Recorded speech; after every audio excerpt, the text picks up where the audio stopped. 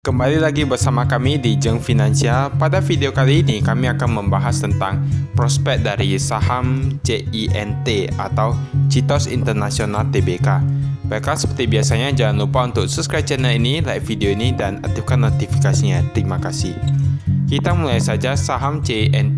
Kita lihat bahwa harga saham ini kurang lebih berada di kisaran 200-an, berada di kisaran 100-an hingga 200-an. Jika kita lihat harga pada saat IPO kurang lebih pada tahun 2004 itu berada di harga 300-an. Jadi boleh dibilang sahamnya sudah menurun dari pada saat IPO sampai sekarang. Jadi kita lihat bagaimana laporan keuangan dari perusahaan ini.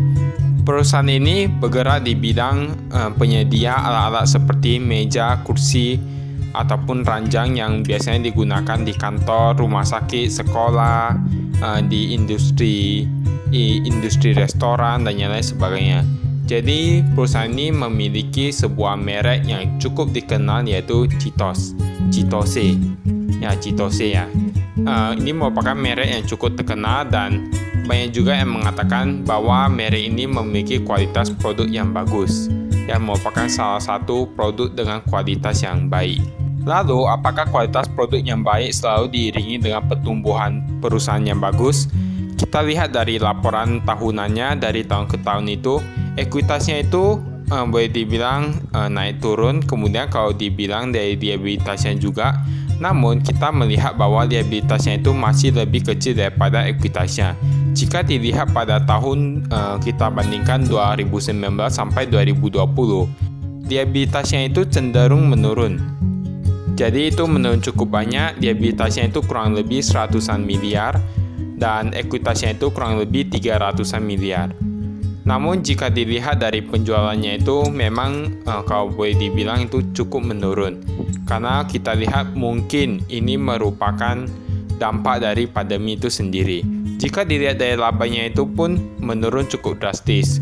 Kalau tidak salah pada tahun 2019 itu mencatatkan laba kurang lebih 7 miliaran, lalu itu pun berkurang di tahun 2020, hampir boleh dibilang berkurang hampir 5 miliaran jadi menjadi 1 miliaran. Ya, jadi itu merupakan sebuah hal yang perlu kita lihat. Jadi walaupun kualitas dari suatu produk itu yang dihasilkan dari suatu perusahaan itu bagus, itu tidak menentukan bahwa perusahaan itu menghasilkan laba yang bagus juga. Jadi kita lihat di sini mungkin ini merupakan salah satu dampak dari pandemi. Kita lihat bahwa permintaan antara meja dan kursi kantor mungkin berkurang karena kita tahu bahwa negara Indonesia saat ini pun mulai menerapkan PPKM dan banyak sekali negara di dunia yang saat ini mulai membatasi jarak antara individu dengan individu yang lain untuk mencegah terjadinya penularan virus. Jadi jika hal ini dilakukan, maka tentunya itu akan berdampak pada penjualan yang dimiliki oleh perusahaan ini karena kita tahu bahwa perusahaan ini menjual peralatan seperti meja dan kursi kantor ataupun di tempat makan, di hotel, di berbagai tempat umum dan yang lain sebagainya. Dan kemudian jika dilihat dari pandemi ini sendiri, tentunya kita tahu bahwa kebutuhan akan ranjang medis itu cenderung meningkat ataupun kursi dan yang lain sebagainya. Jadi walaupun di sisi lain misalnya di meja dan kursi kantor itu berdampak cukup signifikan, namun kebutuhan di bidang medis itu masih boleh dibilang cukup mengalami peningkatan jika kami lihat dari pandemi COVID-19 ini. Namun, tantangan yang dimiliki oleh perusahaan ini cukup besar karena kami melihat bahwa saat ini beberapa perusahaan ataupun banyak sekali perusahaan yang sudah mulai menerapkan work from home. Jadi mereka itu bekerja di rumah. Jika boleh dibilang jika pandemi ini berlangsung hingga beberapa tahun karena banyak sekali orang yang mulai pesimis akan pandemi saat ini dan mereka berpikir bahwa mungkin pandemi COVID-19 ini tidak akan berakhir dalam jangka waktu yang dekat. Tentunya ini akan memengaruhi penjualan dari perusahaan ini. Kita lihat bahwa work from home, bekerja di rumah, ini tentu akan berpengaruh secara signifikan pada penjualan produk dari meja dan kursi kantor dan yang lain sebagainya. Karena mengapa?